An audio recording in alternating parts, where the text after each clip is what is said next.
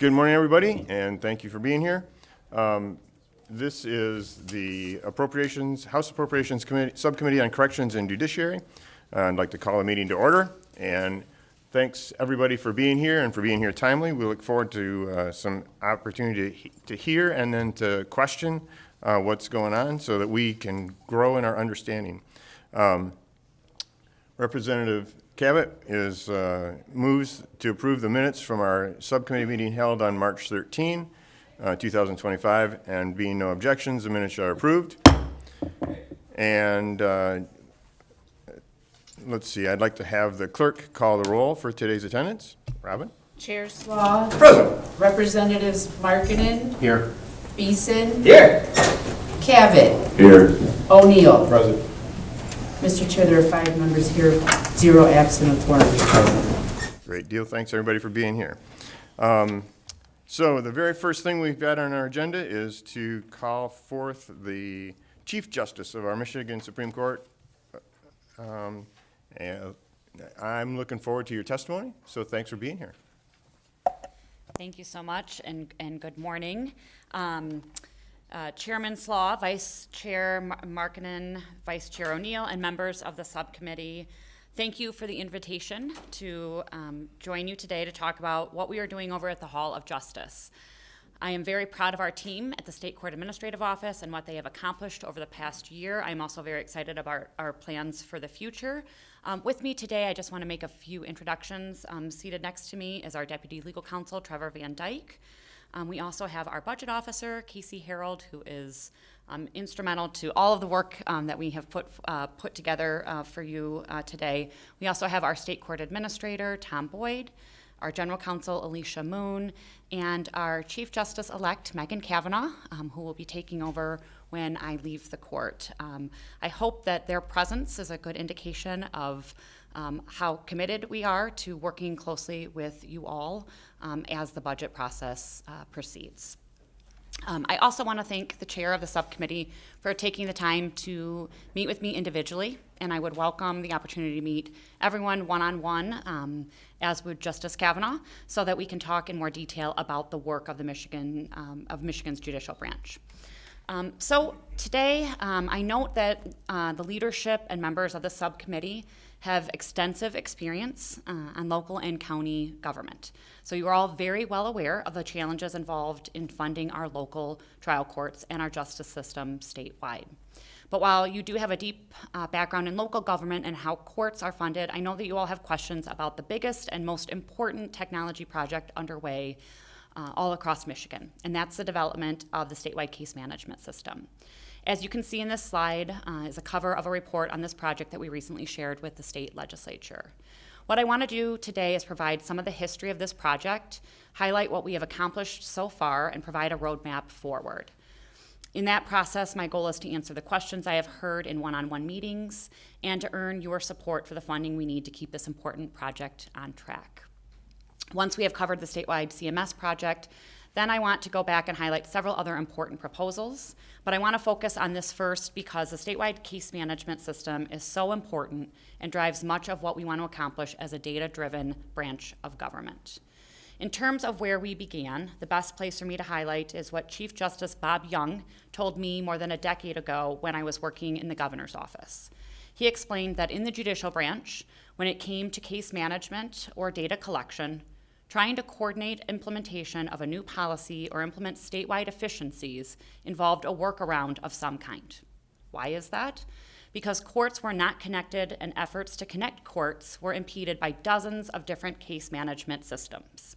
To make matters even more complicated, there are 165 funding units and a wide range of accounting and data collection systems.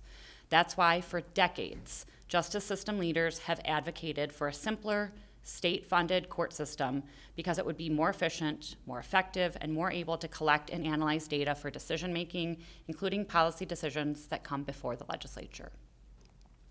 While there was a widespread support for the concept, there was very little progress towards a solution. That was the case until 2019, when the Trial Court Funding Commission, an entity created by the legislature in 2017, recommended that Michigan trial courts move toward a more stable and consistent funding model and an integrated technology infrastructure. That got the ball rolling.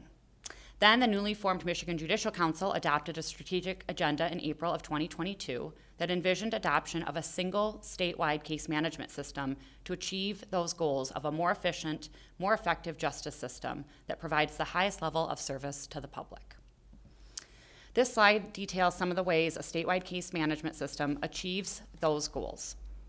Having all courts linked through one case management system will increase the consistency and reliability of data gathering and reporting for improved decision-making at both the state and local level, reduce the cost and labor required to compile data for reporting, improve access to the justice system by enabling the broader use of online court services, reduce or eliminate duplication of costs to local governments, and better position the judicial branch for integration with other justice system stakeholders, such as law enforcement, corrections, and child and social welfare agencies. Then, in 2022, bipartisan majorities approved, and the governor later signed, a historic appropriation of $150 million to fund one-time costs for the build-out of the technology infrastructure needed for a statewide case management system.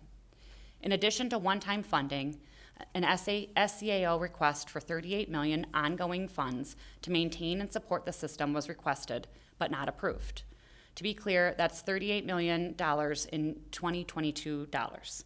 Since SCAO did not receive the full ongoing funding needed to operate the CMS, we will continue to come back to the legislature with building requests to fund the ongoing costs associated with operating the CMS as it is built out. Our first step with this work was to bring in third-party experts to guide us as to the best path forward. These third-party experts found that the SCAO's existing case management system, the Judicial Information System, or JIS, is a viable and appropriate solution to implement the statewide CMS. The experts also made recommendations for the path forward based on best practices. So where do we stand? As of February 2025, 250 of 302 courts are using JIS. That's 69 circuit courts, 107 district courts, and 74 probate courts. Of the remaining courts, JIS has engaged in discussion with 8 courts. They have already received commitments from 7 and in the process of onboarding 18.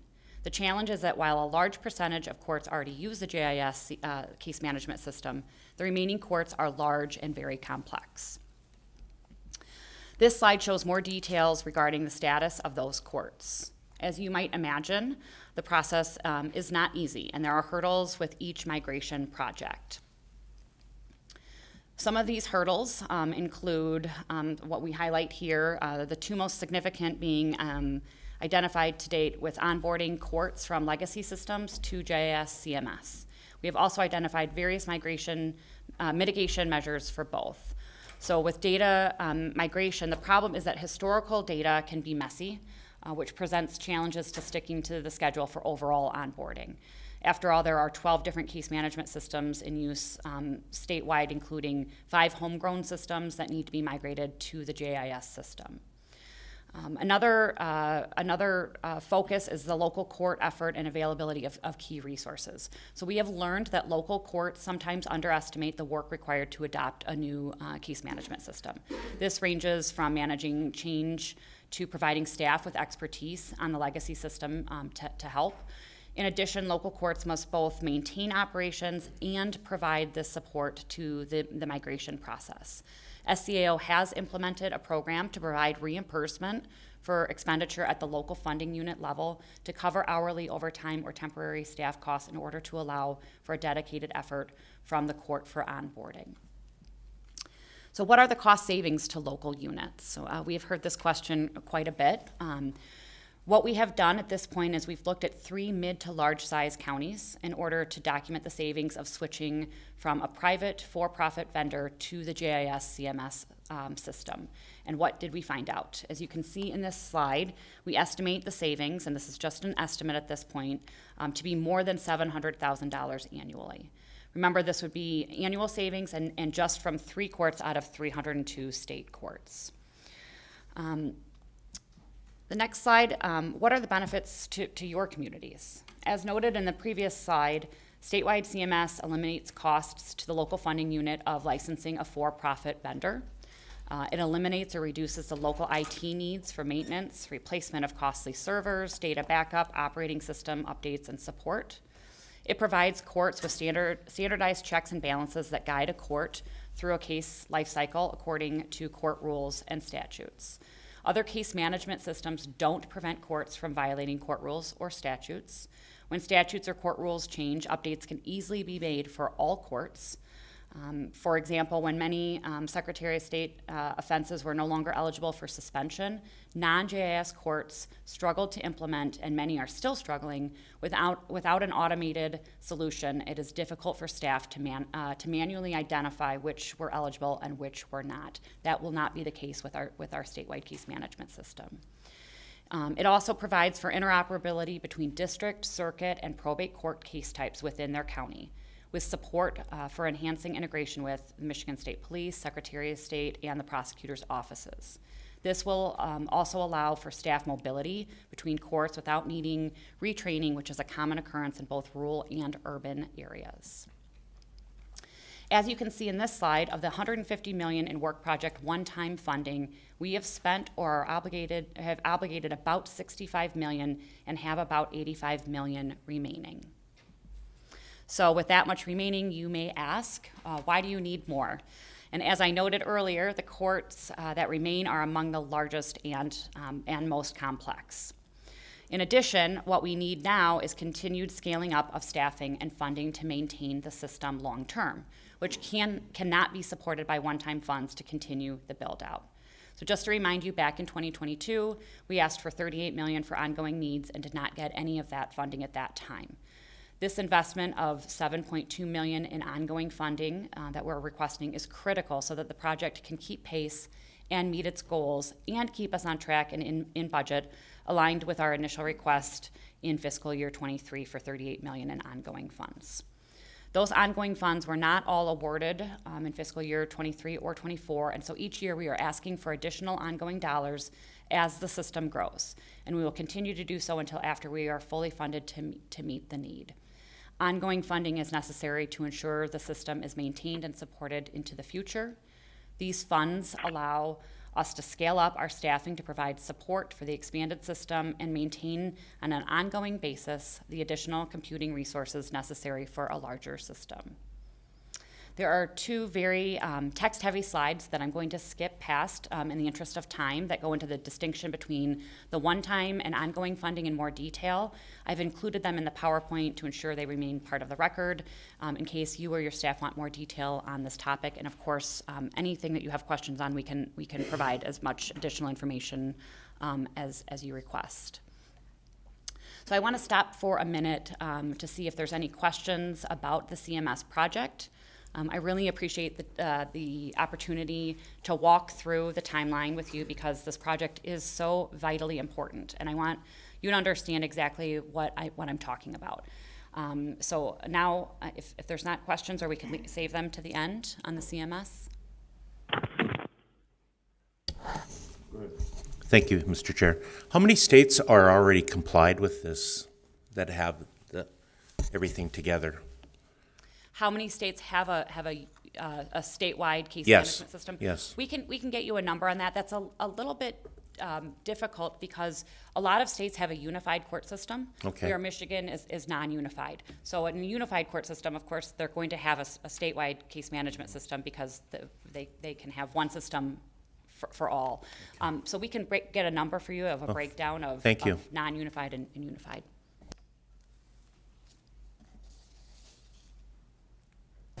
Thank you, Mr. Chair.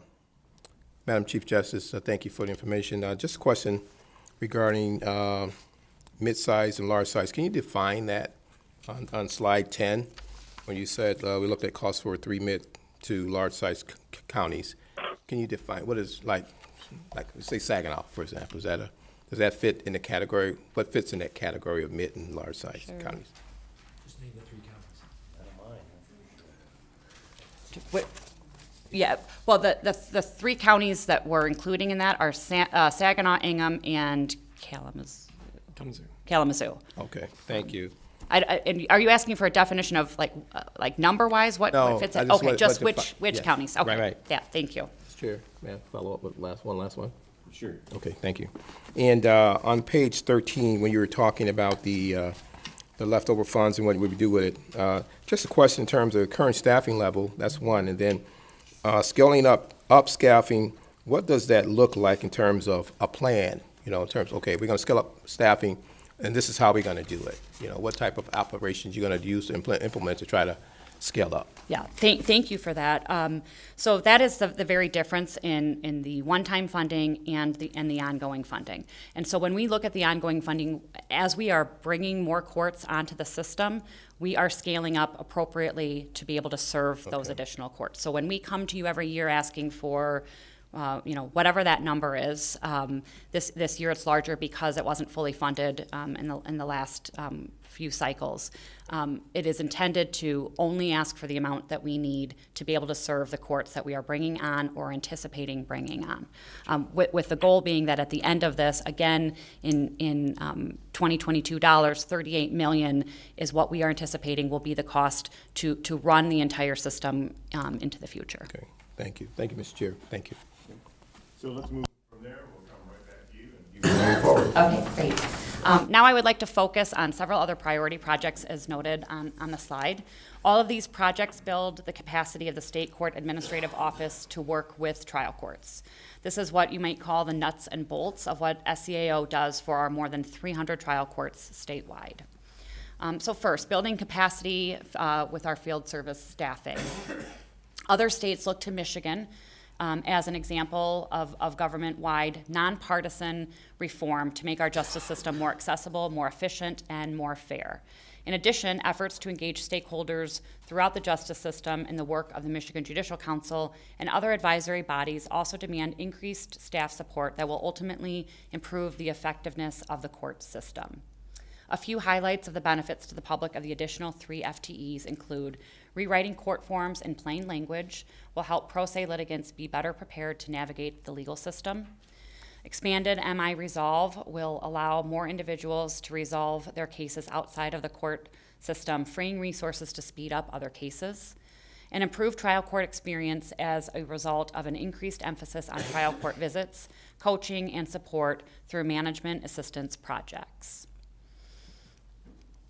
Building capacity with the administrative support for finance and HR. Again, more nuts and bolts. Our finance office provides critical support to SCAO's monitoring function. In particular, the FTEs and funding identified here will allow for implementation of best practices of auditing each trial court once every 4 years. That's 61 audits per year. Also, based on an external analysis, we were advised that our human resources team capacity fell far short of our counterparts in other states. In sum, we expect several key benefits to this investment of a little more than $3.8 million in ongoing funding. Audits can and have identified improper and illegal financial practices, including embezzlement. Strengthening auditing function will protect and enhance public trust in the courts. And more robust HR and finance operations will result in fair and just treatment of staff and reduced litigation and liability risk. Next is building capacity for the Michigan Judicial Institute. The problem we are addressing is that current staffing levels are inadequate to meet the continuously expanding education needs of the judiciary.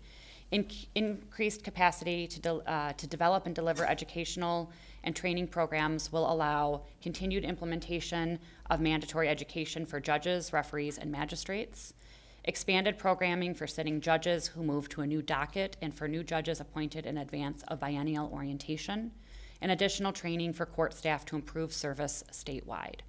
A well-informed and well-trained judiciary helps to make sure outcomes are consistent and fair, and the judiciary works better for all Michiganders. Next is, in our building capacity, is the need for an additional legal editor. This proposal is small, however, the capacity boost is far from small. The bottom line is that legal professionals need access to timely, edited legal opinions, which are the permanent record of the court's work product. Investment in another legal editor will provide that timely access, which is necessary to protect the rights of all Michiganders.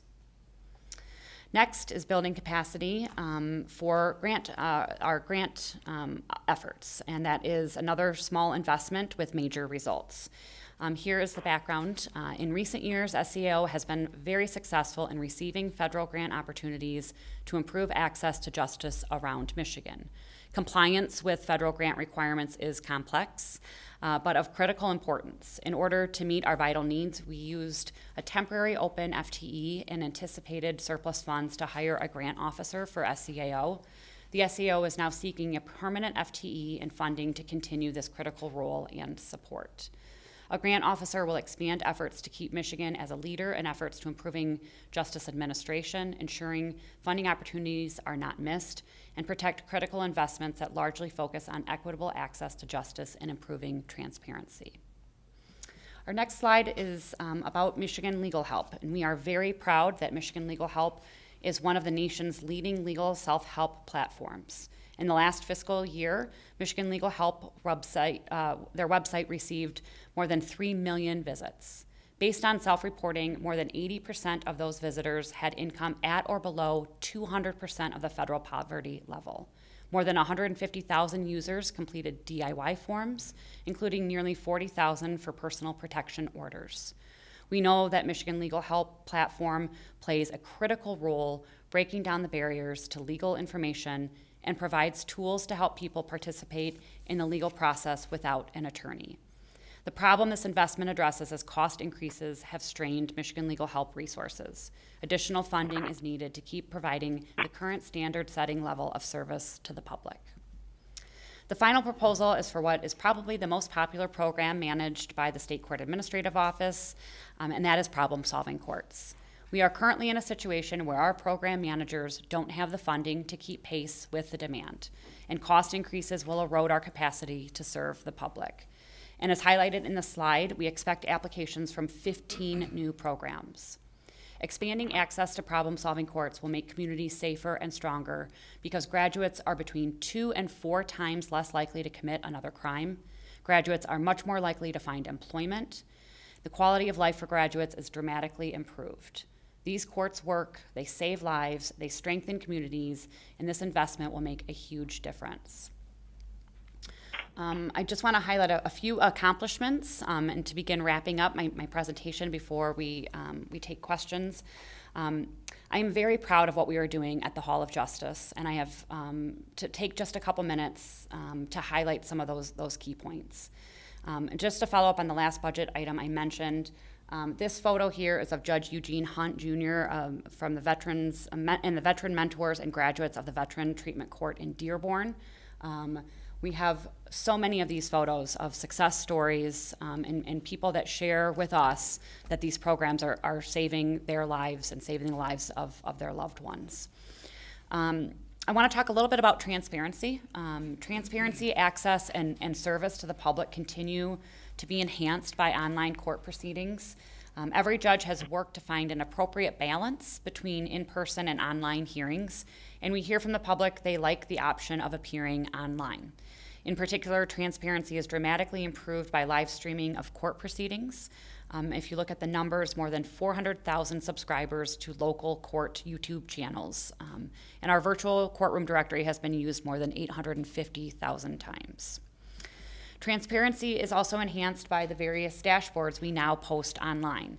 This includes the interactive court data dashboard, in which users are able to choose courts, case types, and years in order to do their own research. Other dashboards show data regarding public satisfaction, jury service, and other important information. In the past, the public used to be able to access this information through an old-fashioned PDF. Now users can get on our dashboards and slice and dice the data themselves. This next slide is about efficiency and e-filing. Hand in hand with our statewide case management work that I described in detail earlier is a continued expansion of MyFile, our statewide e-filing. As you can see in this slide, this year we expect to reach 100 courts on the statewide backbone.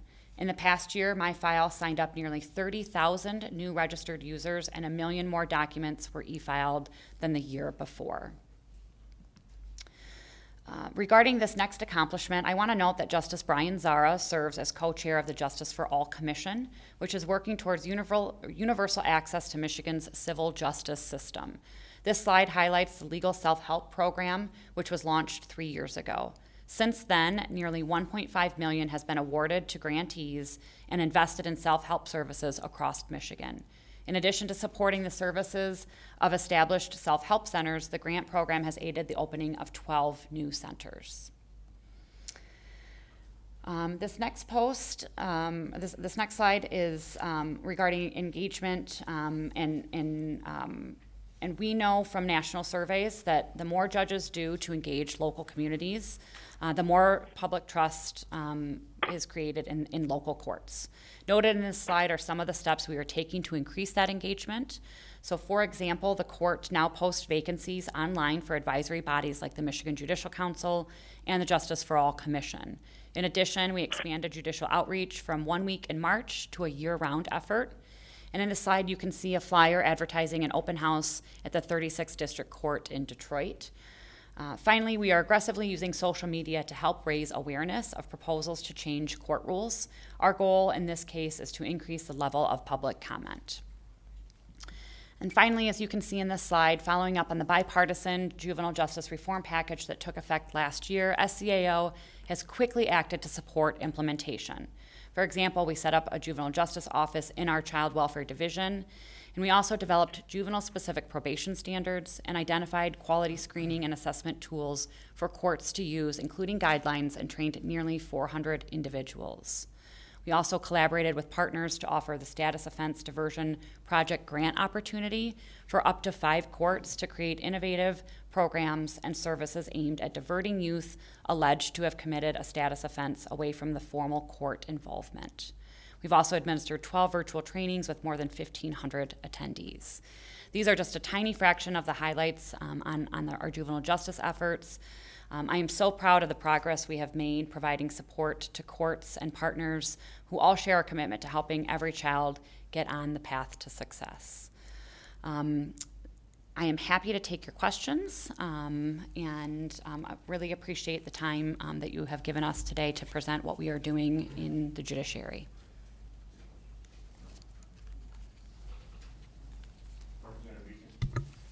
Thank you for being here. I'm also on another committee for the Michigan Indigent Defense, and we're working with the juvenile, trying to put something in place there because I don't know if you're familiar with it. We were 44th out of 50 states, and now we're #1 with the gold standard. I wish we could do the same in our school system, but it's not happening. I appreciate when that happens. Well, then you'll move it out of your and put it into there for the juvenile.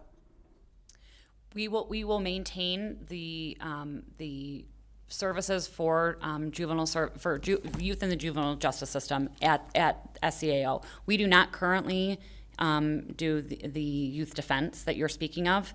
My understanding is that bill is working its way through, and youth defense will be part of the MIDC if that bill is passed and signed by the governor. So it is not currently with us. We do not. It's at the local level. Okay, thank you. And it's not often we get a chief justice, so I thank you. That my other concern is I know that you are leaving, and the other concern is the advice and consent committee for the Senate for a new person that's taking over your position that won't be going through that same rigmarole probably that you went through, correct?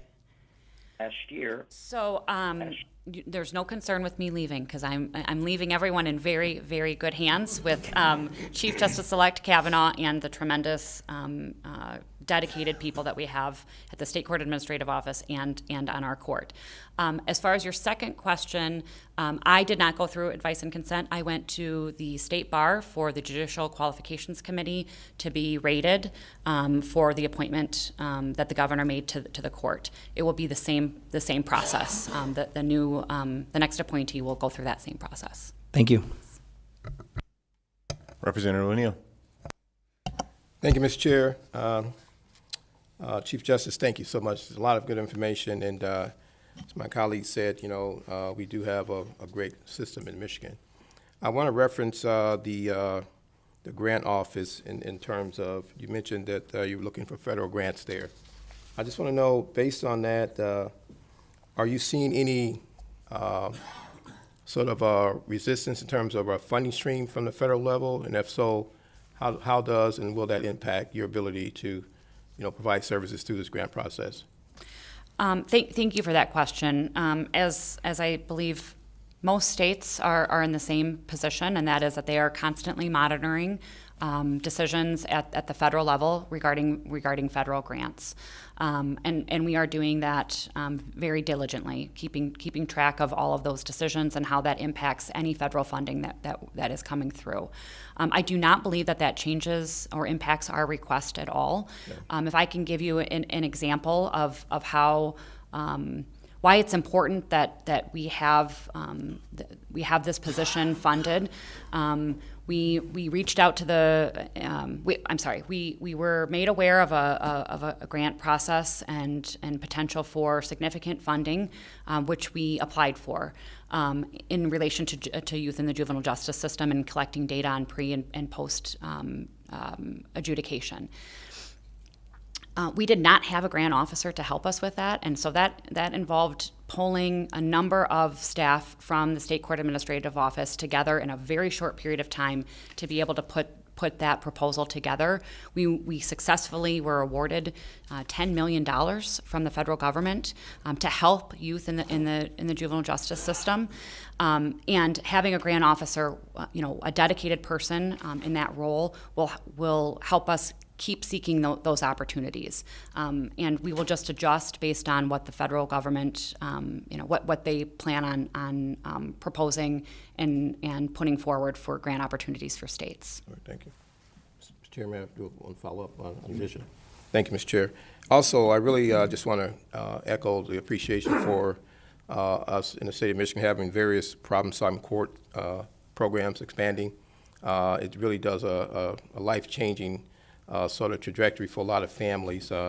Just referencing my own community in Saginaw, we have drug court, veterans court, and all those services really just, when I attend, it's really heartwarming because you see all the families that are associated with these individuals who've had just a strike of life. And so to have our systems to be responsive to that, it really cuts down on them, having exacerbated pressures if they're locked up and they can't work, they can't be with their family, et cetera, et cetera. So I really want to commend you for that and the court systems throughout the state of Michigan. And lastly, on the detention screening, juvenile justice, I want to also express my appreciation to the scale for working with my office for trying to mitigate the detention screening tool to be reflective of the needs of the task force. So I know my staff and we've been in constant contact with Scale and others to try to mitigate that and getting other voices of experts in that field to weigh in. So thank you for that. Thank you. And I would just, if I could briefly respond on the problem-solving courts, I would like to extend our gratitude. Thank you for thanking the courts, and we have tremendous judges and court staff around the state that step up and do this. They do not have to. It is not required. But we would not be able to do this without the support of the legislature. And the legislature has been so supportive of these programs for decades now. So thank you for the continuous support that we get from the legislature. Thank you, Mr. Chair. Representative Gavitt. Thank you, Chair. Thank you for being here, Supreme Court Justice. Could you give us an update on the effort to reform trial court funding a little bit? I assumed that we were going to get that question. We have the expert in the room. I don't know how much detail you would like.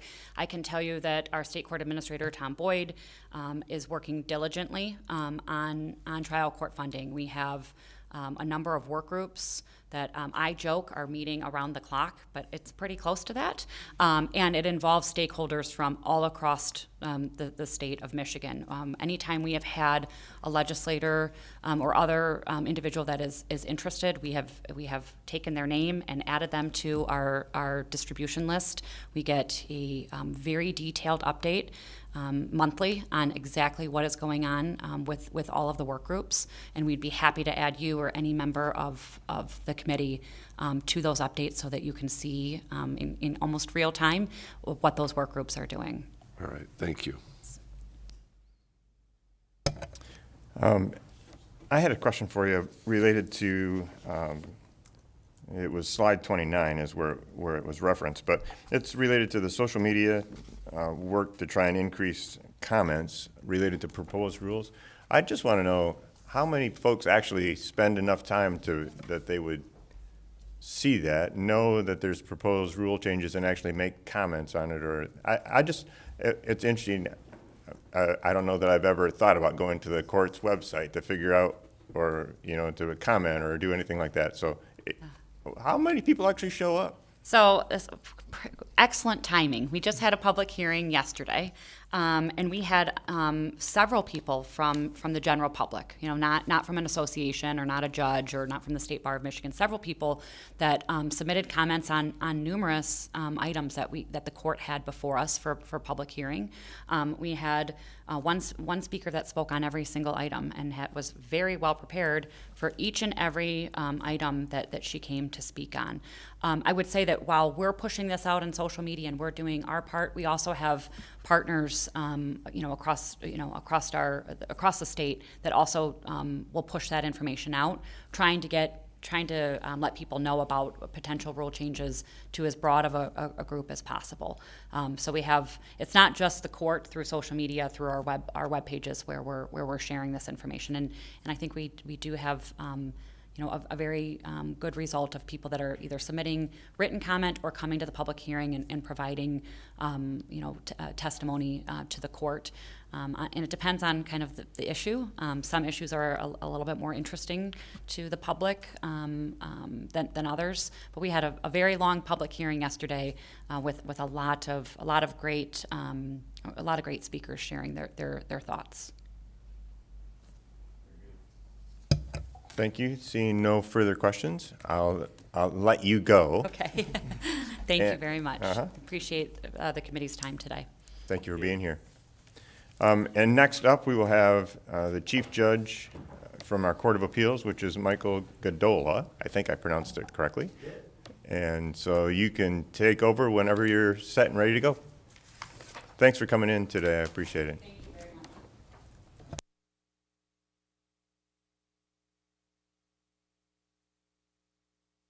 It's a relief. I don't know. There we go. The red button. I should have remembered. No PowerPoint from me. So appreciate you having me here today. Chair Slaw, Majority Vice Chair Markkanen, Minority Vice Chair O'Neill, and other members of the subcommittee. Thank you for allowing me the opportunity to address you concerning the fiscal year 2026 budget of the Michigan Court of Appeals. I'm going to depart from my prepared remarks just for a moment to lend my voice of support to the presentation, the excellent presentation the Chief Justice just made to you. And in particular, I'd be remiss if I didn't single out one small request buried in the depths of that report, which was for one position for a legal editor in the Reporter of Decisions office within the Supreme Court, because that position is designed to reduce a backlog in the editing of my court's published opinions, those that go into the Michigan Appeals reports, the red books, if you see those in a dusty old law library from time to time.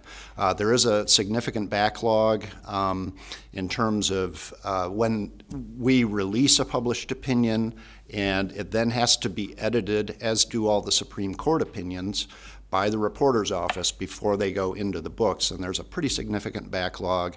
I don't think I'm not prepared to document that for you right now. I'd be happy to do that, but at a later time. But so I just wanted to single out that very small request. I think it was for $167,000 for the one FTE. Yes, Chair Slaw.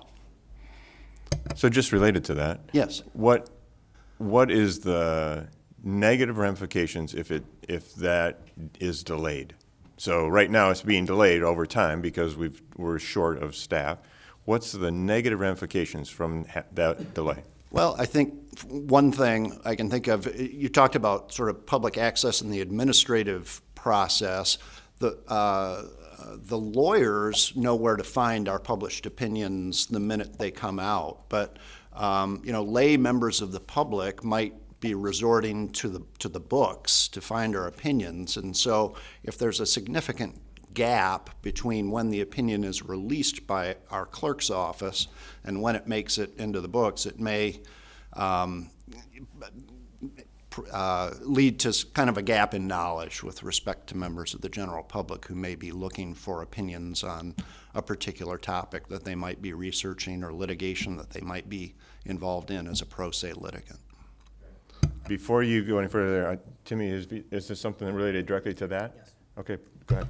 I'm actually interested to see when this actually backlog got, because if it happened during COVID and we are paying somebody to do a job that didn't show up to work like I had to do, I'm a little upset if that's when you're asking if we got that far behind. And I'd like to just see, you just show me how that's happened over the years. So if it's happened over the last 7 years or 8 years, it's a lot easier. If you just say it happened during the COVID, I have an issue with that. Yeah, I would say it didn't happen during COVID because, as we'll get to in my testimony in just a minute, the number of filings we had at our court decreased quite dramatically during the COVID years because of a drop-off in activity at the trial court level. So there were fewer filings in our court, so fewer opinions to be edited. I think this is something that's been building over the course of time, and it's kind of long overdue, I would say, to address it. But I would say pretty categorically to you that was not COVID related. Okay. So the other side would be then if we didn't have it, why didn't we get caught up during COVID if you say there was less? You know, if we had the same amount of people doing the same amount of work and we have less things coming in, inputs, we should have, this is business. Yeah, I'd say we're about 4 years past COVID at this point. So again, this isn't something I studied before. I didn't see the Chief Justice's presentation until quite recently, actually, so I didn't realize she was going to present that to you. Otherwise, I would have studied up on this a little bit more and been better prepared to answer your question. So again, it's been a few years since COVID led to a reduction in our filings. Over the course of the last 2 to 3 years, we're back at our pre-COVID levels of around 5,000 filings per year in our court. So thank you. Yeah, sure. And I'd be happy to follow up with more information on that. So thank you for that interruption. Now I'll let you get right back to it. I'm glad to be able to at least try to address it, even though I didn't do a particularly good job of that. But, so our current year budget of roughly $27.3 million and our recommended budget of roughly $27.7 million for 2026, which is roughly a $400,000 increase over the current year, represents less than 0.5% of general fund expenditures for both of those years. In fact, it's closer to 0.2% of all general fund expenditures, which is directed to the Michigan Court of Appeals. While the size of our appropriation is relatively small, the work of our court, including our 25 judges and hardworking staff, continues to be impressive. In 2024, our court disposed of 4,613 cases. 4,883 cases, however, were filed in the court in 2024, which is a very slight reduction from 2023 filings. We're generally around 5,000 filings per year, and we fell just below that last year. But as you can see, while the court continues to work efficiently and effectively, the number of new filings exceeded the number of dispositions in 2024. This raises a concern for me as Chief Judge of the court. What we call our court's clearance rate, I put that in quotation marks, which measures the number of cases disposed versus new filings coming in the door, has fallen below 100% in each of the past 3 years. This means that we have had more cases coming in the door than we've had going out the door for each of those years. During the COVID years, as previously referenced, we were able to substantially reduce our pending caseload due to the fact that trial court activity was drastically reduced during that time, with a concomitant reduction in the number of filings in our court. Our pending caseload reached a low point of 2,557 cases at the end of 2021, but has since risen to 3,771 cases today. There are several reasons for this development. First and most obviously, the new filings have returned to our pre-COVID levels. Second, we've had judicial vacancies that have hampered our ability to field a full complement of monthly case call panels. We have 7 or 8 case call panels meeting each month. We had 2 judges with long-term illnesses last year who were unable to fully participate in case call. And we've had 2 judicial vacancies for all of 2025 to date. This has required us to dissolve a certain number of monthly case call panels during those times. And we've also experienced challenges in retaining a full complement of research attorneys who process reports on the vast majority of our opinion cases each month and get them ready to be put on a monthly case call. We'll be implementing some changes internally this year on the way we process cases in order to improve our clearance rate and reduce that pending caseload number. I'm hopeful that these changes, along with having a full complement of 25 judges, and of course we're just waiting for the governor to fill those 2 vacancies, and we hope that happens soon, will help us improve our performance. It is possible, however, that we may find it necessary to increase the number of research attorneys on staff in order to help us meet a clearance rate of 100% or better, because that's the only way we can reduce that pending caseload number that's now just over 3,700. I just wanted to make the members of the subcommittee aware of that this time next year I may be coming back here hat in hand asking for some additional funding in order to allow us to hire some additional staff in our research department so that we can more effectively and efficiently process that pending caseload. We continue to manage the Court of Claims docket as efficiently and effectively as possible under the direction of the Chief Judge of the Court of Claims, Brock Swartzel, who is also a colleague of mine on the Court of Appeals. There were 205 new filings in the Court of Claims in 2024, which is a fairly standard number in our recent experience over the past few years. The court disposed of 225 cases last year, so its clearance rate was above 100%. One final note, as you may be aware, our court has been working to move our operations from private lease space to state-owned facilities. Over the last 20 years, the court has moved 4 offices to state-owned buildings from private space, leaving just our offices in Troy in private lease space. That lease expires in November of next year. We appreciate the legislature's support of our move from the lease space in Troy to Cadillac Place in Detroit with a supplemental appropriation last year. I'm happy to report that bids have come in and all were under the budgeted amount for this project. DTMB will soon select a successful bidder, and we hope to move our Troy staff and the 2 judges who have their chambers in Troy into the state-owned space in Cadillac Place, of course, the former General Motors headquarters building. I will close just by saying that we support the governor's recommendation of economic increases in our budget of roughly $400,000 for next fiscal year. Thank you for your time and your consideration. I'd be happy to answer any more questions you might have for me at this time. Representative Cavett. Thank you, Chair. Thank you for being here today. Thank you. Excuse me. My colleague, Rep. Beeson, mentioned COVID. Did COVID result in remote work for your staff and research attorney? And did you see an increase in production or a decrease in production from those folks?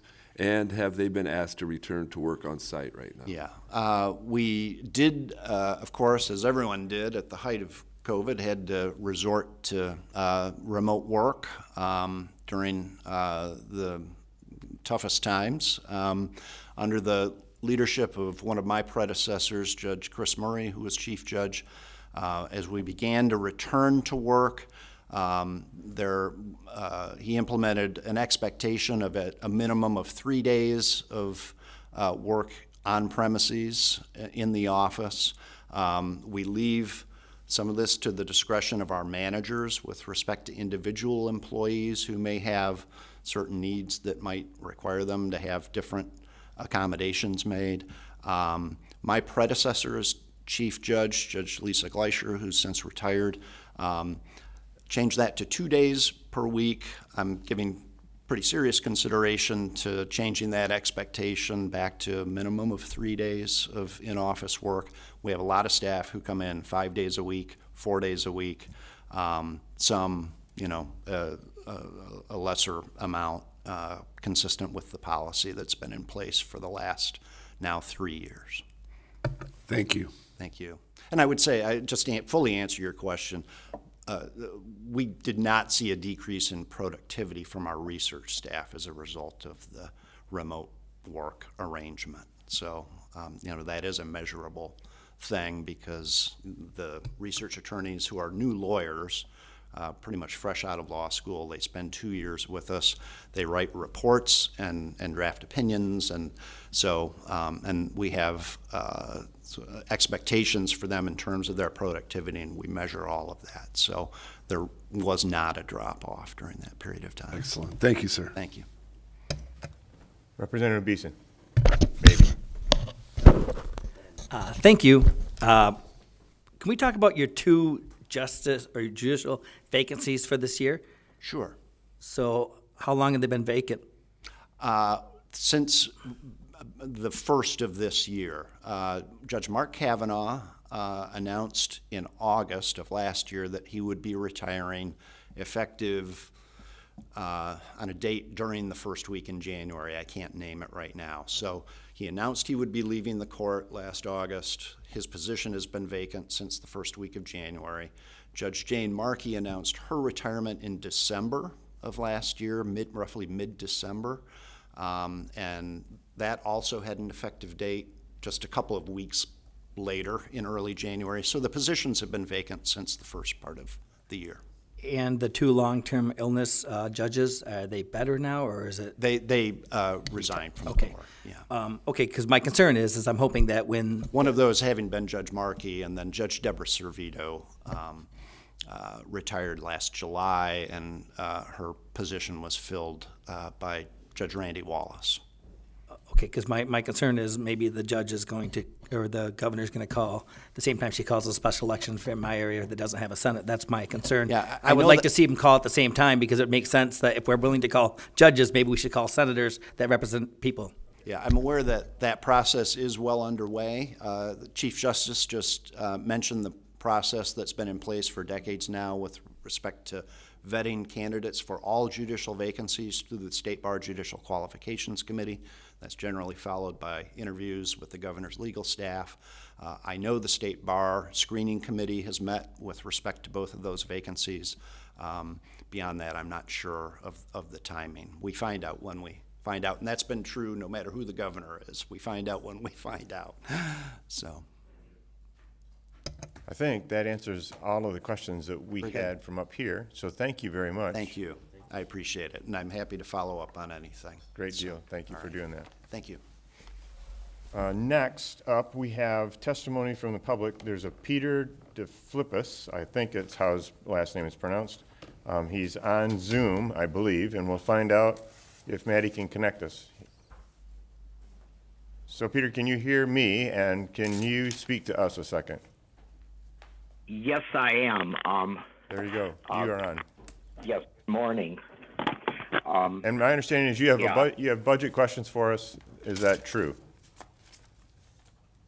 Yes, I do. I would like to testify with reference to the topic at hand. My name is Peter DePhillips. I was born and raised in Michigan, and I now reside in New York City. The reason I asked to speak today is that I wanted to provide highly relevant information regarding the Michigan Court's case management system, the CMS, which has received a great deal of funding in recent years by the legislature, and of course was highly addressed earlier today by the Chief Justice Clement. For example, in fiscal year 2023, the legislature approved a staggering $150 million funding to expand the case management system and create a statewide universal case management system. Last year, the budget also enabled ongoing efforts to improve the efficiency and implementation of the system. And this year, Justice Clement highlighted the recommended $7.2 million in ongoing funds to support the continued scaling up of the CMS. During my last trip to Michigan in January of 2024, I visited dozens of congressional offices in Lansing to discuss issues of concern, including the dubious practice of how the CMS operates in your state. One of the offices that I visited was that of Representative O'Neill of this committee, and I then followed up my visit with an email addressing this very topic. I will resend that letter to all of the committee members later today. So my question today is, why is the CMS no more effective now than it was 5 years ago after it has been so heavily funded by the legislature? For the record, the Michigan Court of Appeals states that cases are randomly assigned by the algorithms in the court's case management system so that a variety of judicial viewpoints are considered.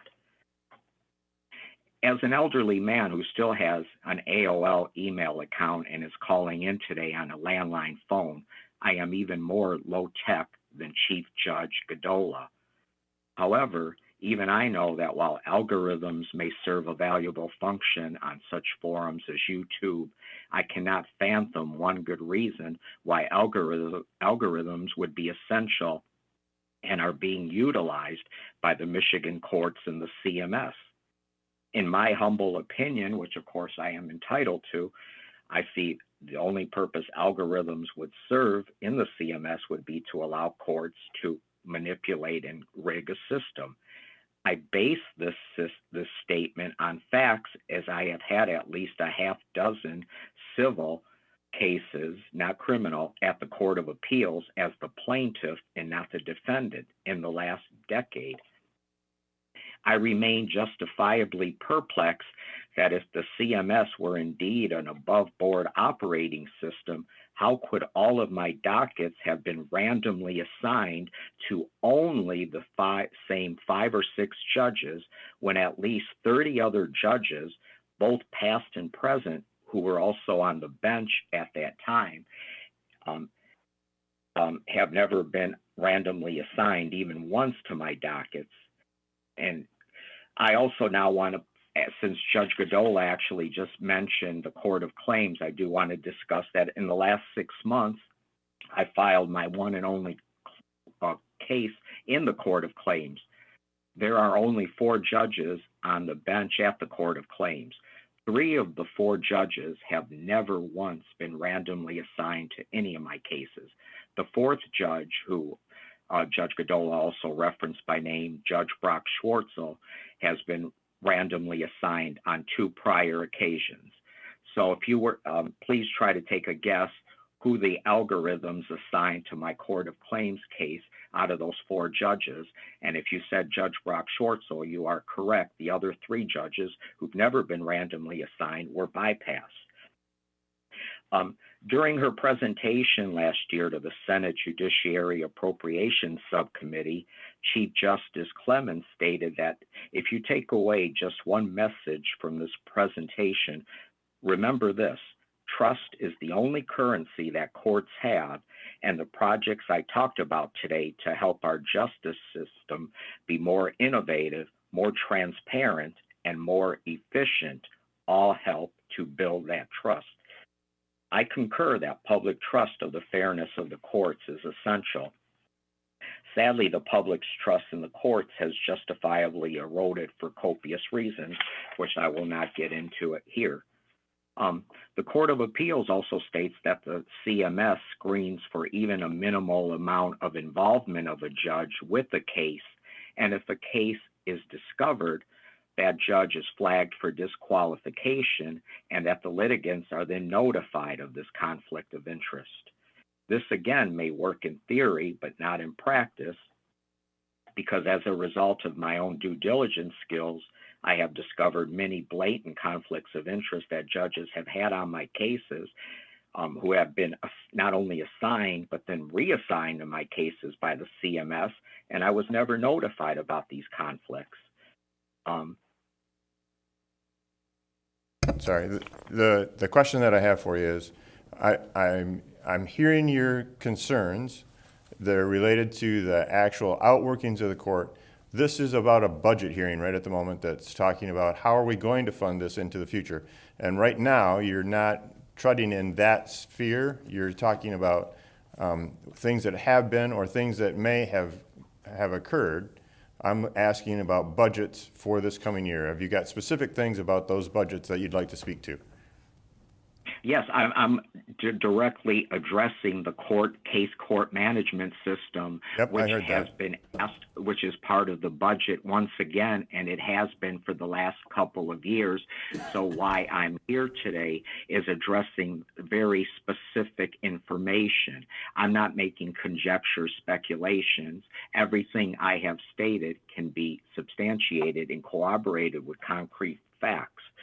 So that's why I'm here, because I'm highly disturbed by this case management system. There is no transparency when I've directly asked the chief clerk of the Court of Appeals specific questions, because I am a pro se litigant who is not an attorney.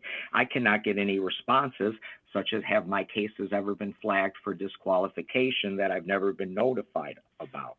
So yes, my why I'm here today very directly is with reference to the budget, because obviously you've heard the Chief Justice ask for more funding for the court management system, and I'm bringing to your attention the facts that facts are facts. Why do my cases keep getting reassigned to the same 5 or 6 judges by the case management system? Why do they have algorithms in this system? What function do they serve? So yes, I see my question as being 100% relevant to this topic. In closing, as I do have a wealth of information to share and cannot adequately do so in such a limited space that I'm allotted in this meeting, that's why also I visited many congressional offices as an elderly man in the dead of winter last year. Therefore, I'm available and would welcome the opportunity to continue this conversation with any of the committee members or a member of their staff at a later date. Because again, I think this is highly integral to with the budget ask and to find out what exactly is going on with the case management system, why these things keep happening, which in my opinion are not above board, and there shouldn't be algorithms in the case court management system. This is not YouTube. So thank you very much for your time and consideration of my testimony. Goodbye. Thank you for being here. And being on for us. I appreciate it. Thank you, and I will follow up with that letter, as I said, so you can see why I visited their offices last year. Thank you. Thank All right. you again. To finalize it, we've gotten through all the pieces, so unless there's any other questions from any of our members, nope. Then I just want to make sure that everybody knows we are intending to meet next week, Thursday, at our normal meeting time here. And we have Kyle Kaminsky scheduled to be here, and it's specifically re-entry program stuff is what we're going to be highlighting. And if we can, I think that'll take up most of our hour and a half by the time we work through the different programs and availability and how beneficial they are. And with that, being there's no further business, we are adjourned.